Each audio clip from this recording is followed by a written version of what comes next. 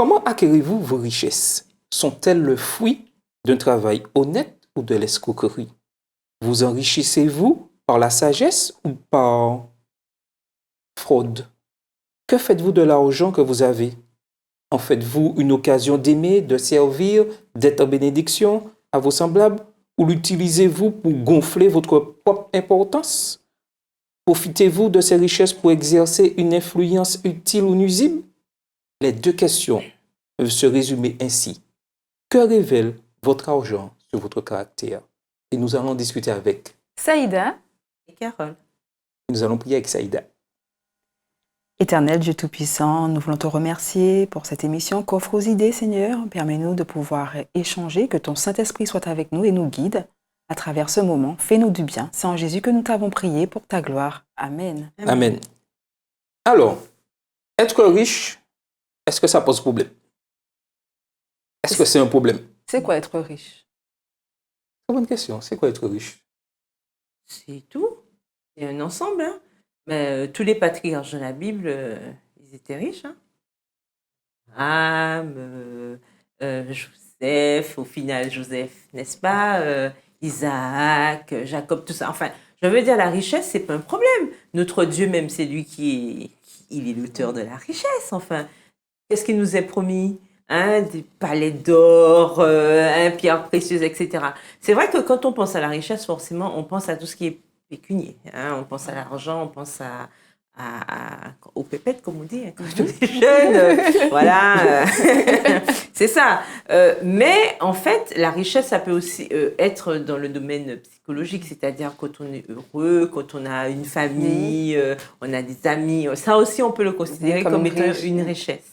Donc, c'est ça, c'est avoir les deux. Je pense que c'est un ensemble. Mais je pense que Jacques, cette semaine, met l'accent sur tout ce qui est effectivement matériel, qui a valeur marchande. Voilà, tout à fait. Tout ce qui a une valeur marchande. Oui, on a l'exemple de cet homme riche qui, à cause de ses richesses... mais la question pourrait se poser aujourd'hui, la Bible. Est-ce que la Bible critique les richesses? Non, la Bible ne critique pas les richesses, hein. Pas du tout en fait. La Bible, le Seigneur en fait veut que, c'est vrai qu'on se répète depuis le début de la leçon sur Jacques, sur notre cœur, sur le travail que nous devons faire sur nous, et qu'est-ce qu'on fait de cette richesse-là? Est-ce qu'on la partage? Est-ce qu'on la garde pour nous? Est-ce que, voilà, on écrase l'autre? Est-ce qu'on le rend esclave? Tu vois, c'est vraiment ce que la Bible veut mettre en avant, notre façon de gérer en fait nos biens et nos richesses. Mais pas, en fait, la Bible ne dit pas non, faut pas être riche, voilà, faut être pauvre. Non, pas du tout. Voilà. C'est vrai que la Bible nous rappelle que l'argent est la racine de tous les maux. Pourquoi? Parce que c'est la façon dont on accueille cette richesse qui est le problème. C'est pas l'objet en lui-même. C'est comme Internet. C'est pas Internet le problème, c'est ce qu'on en fait. C'est la même chose avec l'argent. Ce n'est pas l'argent le problème. L'argent, c'est Dieu qui l'a créé. C'est Dieu qui a permis que ça existe. Mais c'est ce qu'on en fait. Est-ce que je suis dans une accumulation, comme cet homme dont tu prenais l'exemple, qui accumule, qui engrange? Il a sa moisson, il engrange. À aucun moment, il se dit, bon, je vais partager avec les voisins. Et au final, on lui dit, cette nuit même, tu mourras. En fait, c'est ce qu'on en fait. À partir du moment où on n'est pas oncle Picsou, on se rappelle tous les matins, il met son peignoir et puis il va faire quelques brasses dans son coffre-fort. Non, c'est pas ça. En tant que chrétien, déjà, on doit pas avoir cette attitude. Alors, Dieu n'est pas contre la richesse. Pas du tout. Au contraire. Il nous dit que d'être fidèle avec lui et il va ouvrir pour nous les écluses des cieux. Donc, il n'est pas contre. Par contre, c'est la manière dont on utilise ce qu'il nous donne qui est le problème. À partir du moment où la richesse me donne la grosse tête ou me fait me considérer meilleur que l'autre, ça devient un problème. Par contre, si ma richesse est utilisée pour aider l'autre, pour permettre à l'autre de s'épanouir, là, c'est autre chose. Jacques met l'accent sur quelque chose de vraiment important, les richesses mal acquises. Et aujourd'hui, on remarque que dans le monde, il est dit que plus de 80% des richesses du monde sont tenues par 5% de personnes. Et ça, c'est une véritable injustice. C'est une problématique, tout à fait. Mais comment, en tant que jeune chrétien, adventiste du 6e jour, vivre dans ce monde sans vraiment devenir esclave des richesses. Sachant que la Bible ne condamne pas les richesses. Donc, je peux chercher à pouvoir acquérir des biens, être dans une belle maison, avoir une magnifique piscine. C'est pas interdit, ça. Non, c'est pas interdit. Tant que Dieu est dans l'affaire, oui. Voilà, tant que Dieu est dans l'affaire. Oui, mais les richesses mal acquises, c'est quoi exactement? En fait, je pense, après on verra, on va échanger de toute façon pour voir est-ce que je suis dans le faux ou dans le vrai. C'est un peu comme, je prends un exemple, construire une maison près du bord de mer. Tu sais très bien qu'à un certain moment, voilà, il y aura des tsunamis, la marée va monter et que tu n'es pas dans la légalité quand tu construis ta maison près de la mer. Ben, c'est mal acquis. Parce que forcément, tu auras des répercussions et à n'importe quel moment, cette maison peut s'effondrer. Donc, les richesses que tu as acquises, mais qui vont te faire être centrées sur toi et tu vas oublier Dieu. Voilà, c'est ça en fait. Et aussi, les richesses mal acquises, ce sont aussi les richesses que tu obtiendras au détriment de l'autre. C'est-à-dire, on a un exemple qui est très moderne en ce moment, c'est l'histoire de richesse pyramidale. Les pyramides, alors je fais rentrer un tel, qui fait rentrer un tel, etc. etc. Ça, on est vraiment dedans parce qu'en fait, en dessous de cette pyramide, alors toi, effectivement, soi-disant, tu fais des profits, mais tu fais des profits souvent au détriment de l'autre. C'est-à-dire que tu mets l'autre en difficulté. Oui. Et bon, tu t'en moques parce que toi, parce qu'à la base, la pyramide, c'est beaucoup, mais à la tête, c'est une seule personne qui arrive. Voilà. Mais on n'y pense pas souvent. C'est sûr et certain qu'il y aura perte et fracas. Perte et fracas. Ça, c'est une richesse mal acquise, par exemple. D'accord? Alors, certains diront, si je joue au loto, je vais gratter et que je gagne. Est-ce une richesse mal acquise? Parce que j'ai payé mon ticket. En quoi est-ce une richesse mal acquise? Ça remet en question la providence de Dieu. On compte sur qui pour devenir riche? Sur l'homme. Voilà. C'est ça, en fait. C'est ça. Tout ce que vous faites tout pour la gloire de Dieu. Quand je vais gratter un ticket de loterie, quel que soit le jeu de hasard auquel je participe, en quoi je mets Dieu devant ses responsabilités? Je vais dire ça comme ça. C'est-à-dire en quoi je fais confiance à Dieu. En quoi, justement, comme on l'a vu, je mets d'abord le royaume de Dieu avant et toutes choses me seront données par-dessus tout. En quoi je mets en exergue ce verset qu'on a vu la semaine dernière qui dit que ne vous inquiétez de rien. Ni les oiseaux, ils ne sèment ni ne moissonnent, etc. En quoi je mets ça en avant? Parce que je veux donner un petit coup de main. Or, je sais que, justement, tout ce qui est hasardeux ne vient pas de Dieu. Puisque Dieu, lui, c'est un planificateur. Donc, il sait tout exactement. Oui. Donc, à partir du moment où je fais des choix, justement, qui vont à l'encontre de ce que Dieu me recommande, forcément, c'est une richesse mal acquise. Dès qu'il y aura une conséquence quelconque par rapport à ma relation avec Dieu. Tout à fait. Et au verset 4, Jacques du chapitre 5 met quelque chose de vraiment en avant et que nous vivons malheureusement dans notre société. Voici le salaire des ouvriers qui ont moissonné vos champs et dont vous les avez frustrés. Cris et les cris des moissonneurs sont parvenus jusqu'aux oreilles du Seigneur des armées.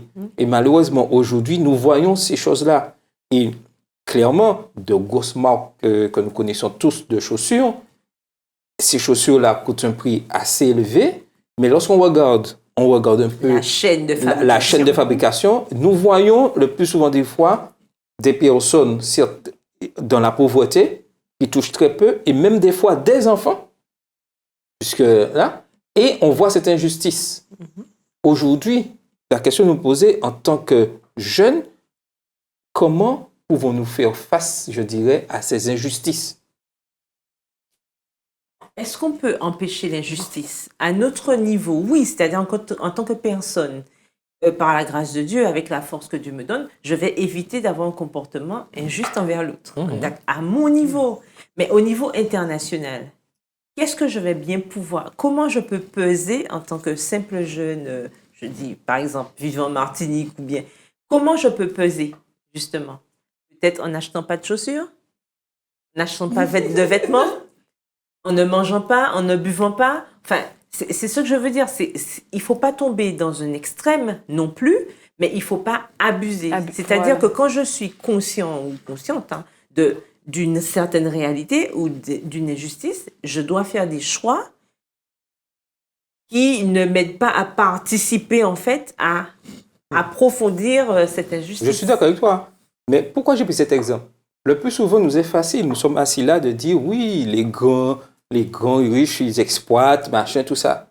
Mais nous, lorsque nous sommes dans d'autres environnements, je parle quand nous sommes au lycée, quand nous sommes à l'université, quand nous sommes au travail, et que nous voyons une injustice, que faisons-nous? Parce que c'est vrai, nous sommes de grands parleurs, de grands trucs lorsqu'on voit de beaux parleurs disant « Ah oui, cette film-là exploite tout ça ».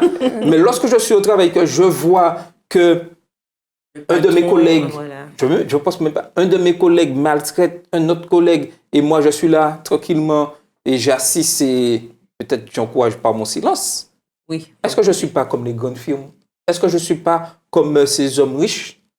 Alors que j'ai la richesse, je connais la parole de Dieu. Et je n'utilise pas cette richesse pour pouvoir résoudre ce problème d'injustice que nous voyons au plus près de nous. Des fois, nous sommes prêts à aller sauver le monde. Mais en fait, c'est parce qu'on aime bien regarder au loin.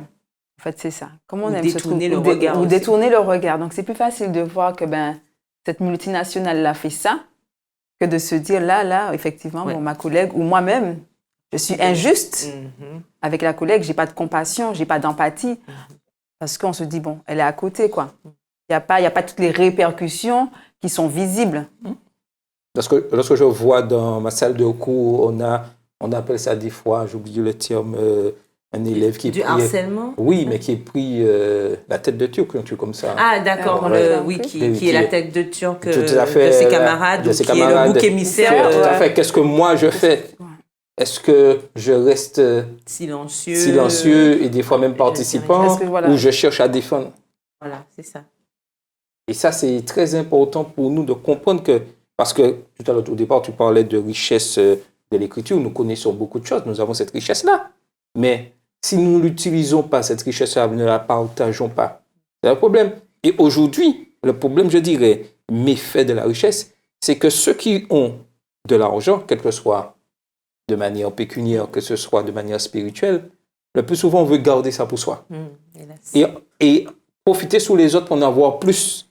Et je dirais même que le plus dangereux, c'est la richesse spirituelle, c'est-à-dire d'avoir cette richesse spirituelle, vouloir s'acquérir, dire grand connaisseur, je connais la parole de Dieu, je suis prêt à parler, tout ça, mais Et les si œuvres. je ne les mets pas en pratique. Et c'est ça. Mm. Et Dieu n'a rien contre les riches. Depuis que cette richesse est bien acquise, que les ouvriers soient bien payés au prix d'être payés, que ceux qui... Il n'y a aucun problème. Mais qu'est-ce que je fais de cette richesse? Parce que Dieu nous donne des fois ses dons afin de partager.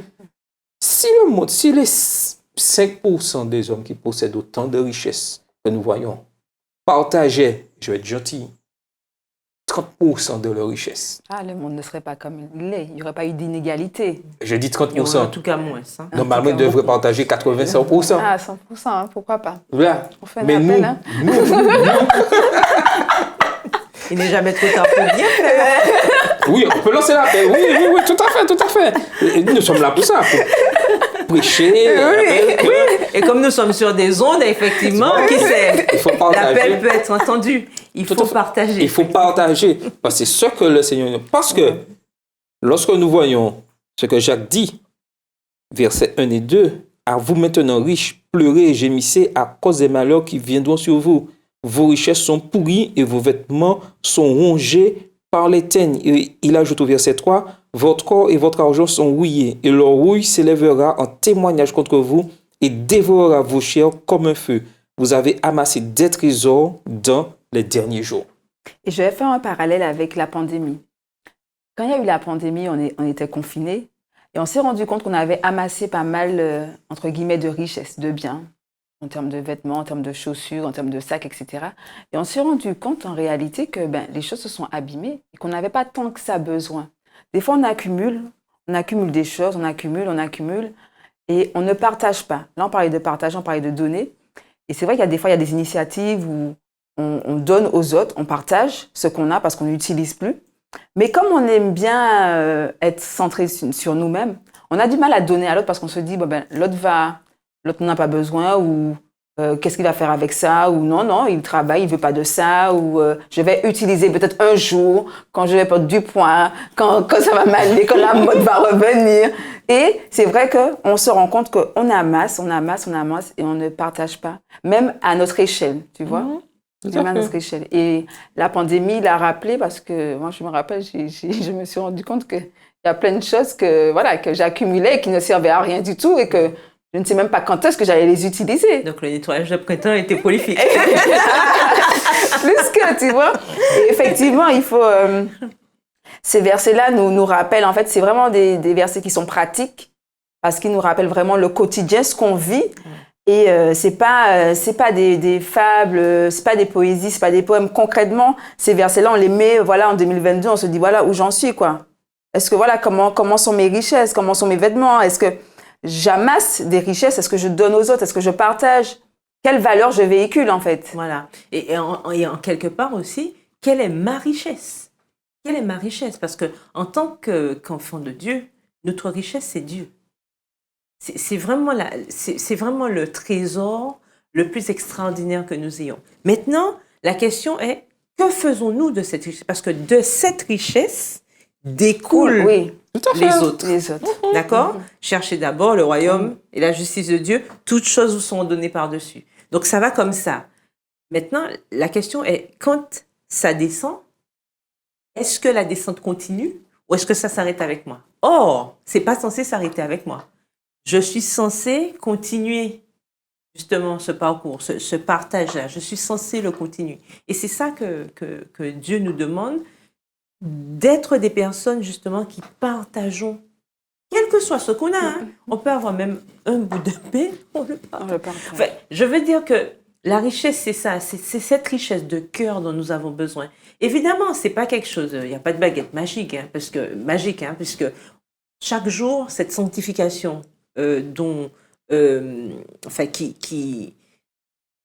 que cet esprit fait en nous, justement, avec la grâce de Dieu, ça nous permet de progresser. Donc, c'est pas d'un coup comme ça. Mais en tout cas, Dieu nous appelle à avoir, justement, ce comportement-là, cette progression, voilà le mot que je cherchais, cette progression pour arriver, justement, à ce qu'il attend de nous. Et n'oublions pas que Dieu nous dit, malheur à ceux qui gardent des richesses. Mais comme je vous disais, richesse spirituelle aussi. Oui, les deux. Nous sommes appelés à partager. Et quelque chose de très important qu'on pourrait mettre en place, certains l'ont fait dans d'autres endroits, mais pouvoir rendre nos églises accueillantes. Mais pas accueillantes simplement en ouvrant le sabbat matin, mais accueillantes en ouvrant tous les jours. Malheureusement, on voit des bâtiments, et c'est ça un club. Un club, c'est... Voilà. Il est ouvert à des heures précises et puis les autres heures, c'est fermé. Et puis, c'est pas réservé à tout le monde.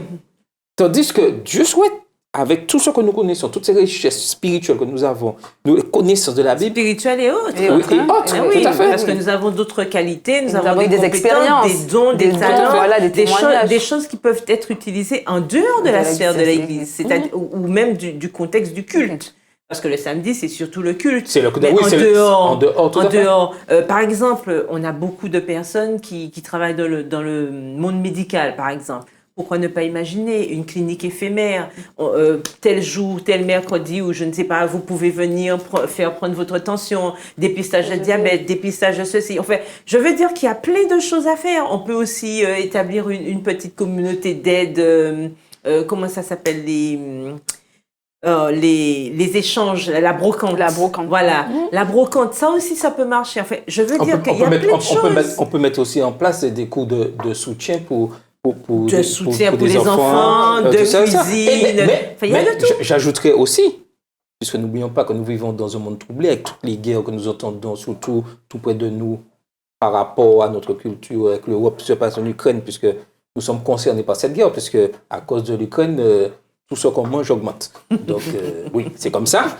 Nous pourrons créer, je dirais, une solidarité, mais aussi parce que les gens ont besoin de connaissances et de prière.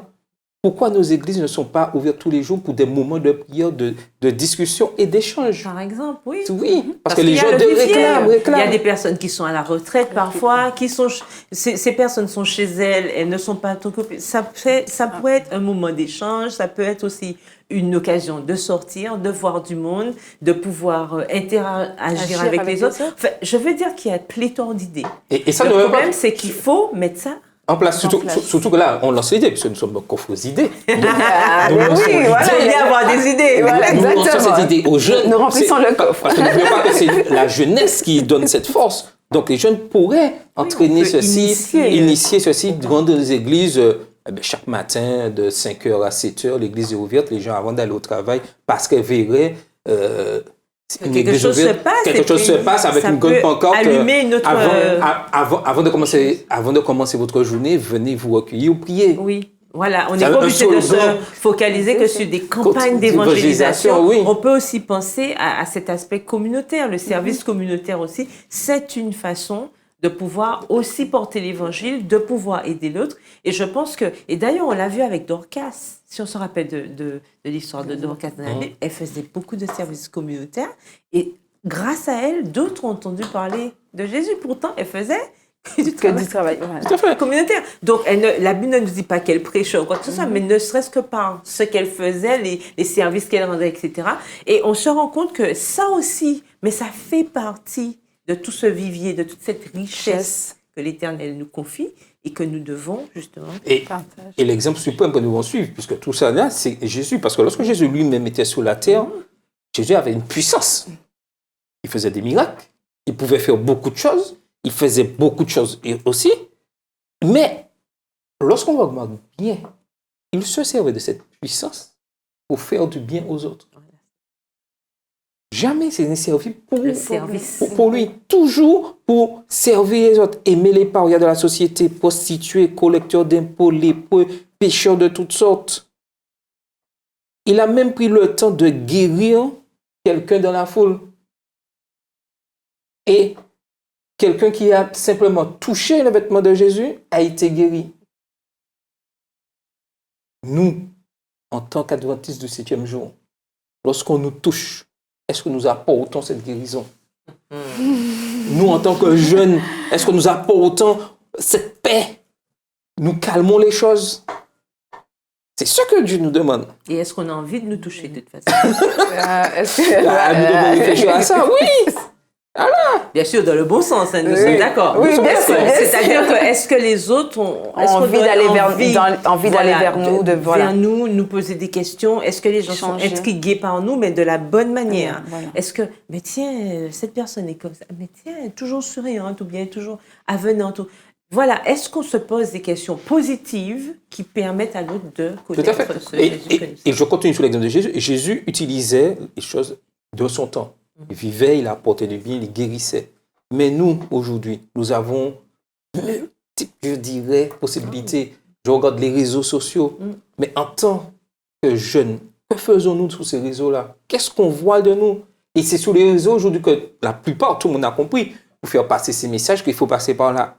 Pourquoi en tant que jeunes, nous je dirais, nous rétractons sur cette richesse? Pour moi, c'est Dieu qui a mis ça en place. Alors que c'est gratuit et c'est puissant. Et c'est puissant. Et pourquoi? Quand je regarde simplement, je fais un petit calcul, je me dis, là, 2000 jeunes, j'exagère, c'est très minime, 2000 en action sur les réseaux, ça devrait faire... ça devrait être viral. Oui, on devrait être en tête... Voilà, de toutes les recherches. Alors, qu'est-ce qui lui empêche ça? Mais parfois aussi, c'est un manque d'assurance ou un manque de conviction.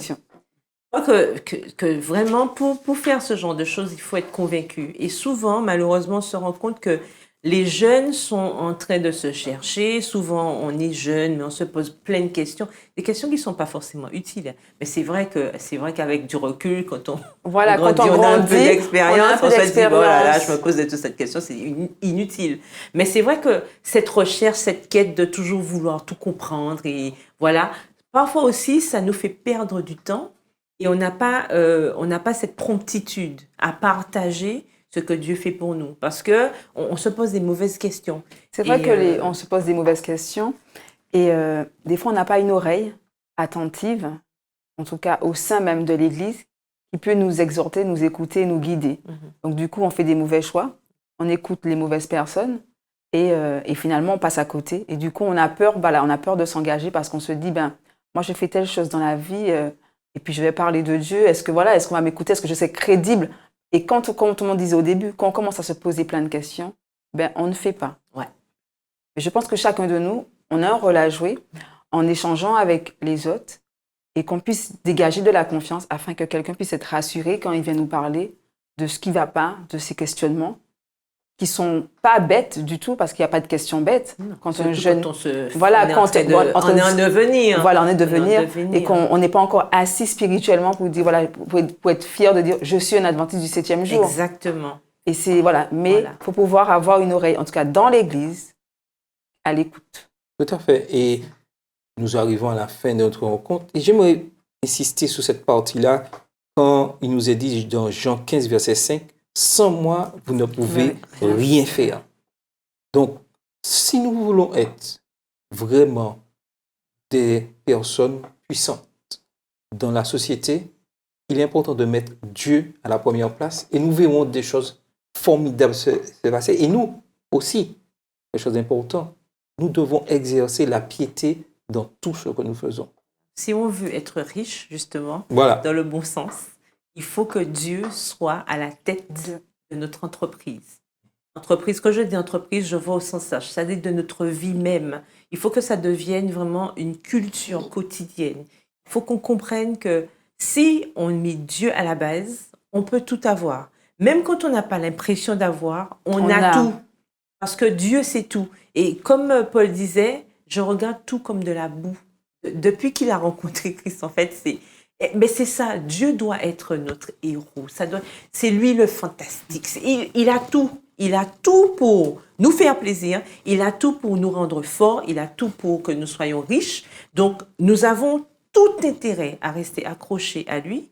Parce qu'en dehors de Jésus, enfin, en dehors de Dieu, mais il n'y a rien. En fait, c'est le néant. C'est le néant. Et on n'a pas besoin de faire d'expériences malheureuses pour le savoir. On regarde autour de nous et on comprend et on se dit, c'est vrai. Je ne sais pas si je sais pas si ça vous est déjà arrivé de voir des situations où certaines personnes dans des situations de déprime et se dire, Seigneur, merci parce que je te connais. Merci parce que j'ai la parole de Dieu. Merci. Et ça, c'est extraordinaire. Et pour terminer, je souhaiterais nous laisser avec le verset de Romains 12, verset 11. Ayez du zèle et non de la paresse. Nous devons travailler afin de pouvoir venir en aide aux nécessiteux. Voici notre mission en tant que jeunes. C'était votre émission Propres idées.